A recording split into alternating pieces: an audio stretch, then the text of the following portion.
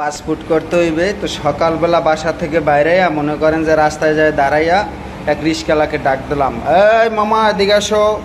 অথচ সে কিন্তু আমার বাবার শালাও না, তাকে মামা বলে ডাক দিলাম। ওটা ভাব আছে না, এটা দেখার বিষয় আছে না। মনে করেন পাসপোর্ট অফিসের সামনে যায় নামাই দিল, ভাড়া কত? মামা 50 টাকা দেন।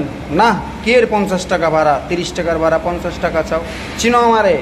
যা ঝাটকি মেটকি দিয়ে ওরে মনে করেন যে 30 টাকা ধরাই দিয়া 20 টাকা আমার ব্যবসা হইলো। পাসপোর্ট অফিসের ভিতরে চলে গেলাম, চলে যাইয়া কাগজপাতি দিলাম। না, স্যার বলতেছে, অফিসার বলতেছে তোমার তো কাগজপাতি ঠিক নেই, পাসপোর্ট করতে পারবা না।